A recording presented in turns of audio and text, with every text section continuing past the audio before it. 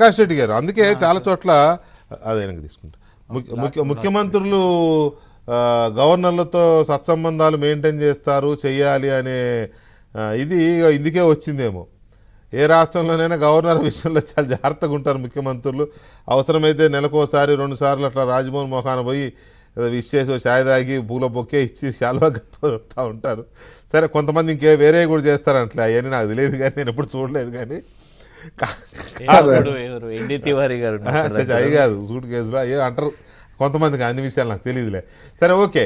అయితే ఇక్కడ గత ప్రభుత్వ హయాంలో అసలు చాలా భయంకరమైన యుద్ధం జరిగింది కదా.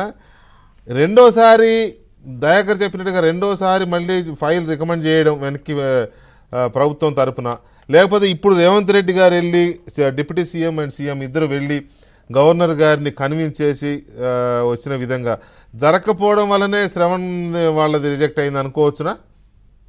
సార్ నేను మళ్ళీ అంత ముందే కొద్దిగా బ్రేక్ కాదు సార్. కాన్స్టిట్యూషన్ లోనే politician should not be recommended అని ఎక్కడ లేదు. లేదు correct.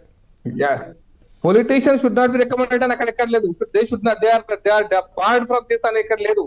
Politicians also can B.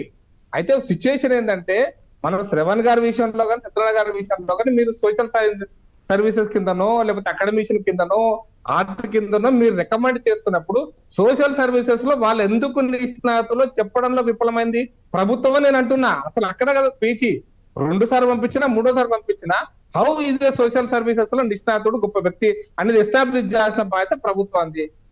Dasoha Shravan గారు అకాడమిక్ గా ఎట్లా ఎస్టాబ్లిష్ ఎట్లా సర్వీస్ చేశాడు, సమాజానికి ఏమేమి సేవ చేశాడు అనేది వాళ్ళ దగ్గర ఉన్న డాక్యుమెంట్స్ అన్నిటిని కూడా తీసుకొని పోయి గవర్నర్ గారికి ఇచ్చి అప్రైజ్ చేస్తే అది సిచ్యుయేషన్ లేదు. కాన్స్టిట్యూషన్లీ there is no bar on appointing politicians under the governor quota. There is no.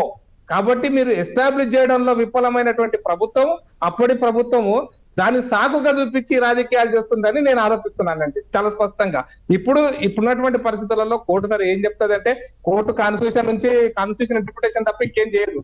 నేను అందుకోసం చెప్పిన పద్మశ్రీ కానీ లేకపోతే రాష్ట్రపతి కోటాలో రాజ్యసభ సభ్యులకు కూడా నిమ్మల పదవి రాష్ట్రపతి కూడా రాజ్యసభ సభ్యులకు కూడా ఇవన్నీ వర్తిస్తాయి సార్. ఈ రూల్స్ అన్ని కూడా వర్తిస్తాయి ప్రొవైడెడ్ వాళ్ళు పొలిటికల్ పార్టీలో హేమమాలిని గారు రాజ్యసభలో నామినేట్ అయ్యారు సార్. మీకు ఐడియా ఉంటుంది సార్. షీ వాజ్ ప్రెసిడెంట్ కోటాలో నామినేట్ అయింది. ఆమె పొలిటికల్ పార్టీతో ఉపన్యాసాలు ఇవ్వలేదంటే ఇచ్చింది.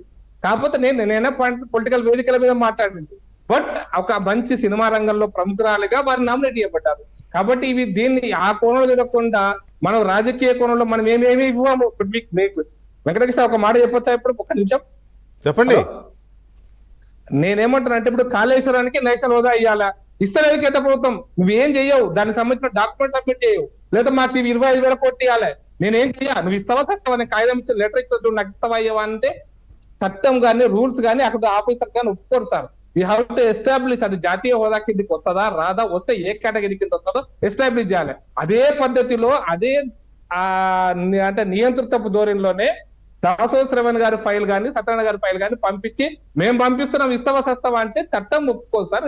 దాంట్లో మీరు కాగితాలు పంపారు. అట్లీస్ట్ ఈయన సోషల్ వర్కర్ గిన్ని సర్టిఫికేట్లు ఉన్నాయి, 100 సర్టిఫికేట్లు ఉన్నాయి, 100 దగ్గర ఈయన పనిచేసిండు, అన్నదానం చేసిండు, ఇంకోటి చేసిండు. దానికి సంబంధించిన ఎస్టాబ్లిష్ చేసేటువంటి క్రమంలో విఫలమైన రాష్ట్ర ప్రభుత్వం గవర్నర్ కోటాను ఈ విధంగా దురుపయోగం చేసే ప్రయత్నం చేసి రాజకీయంగా వాడుకోవాలనుకున్నది అనేది నా ఆరోపణ చాలా స్పష్టంగా.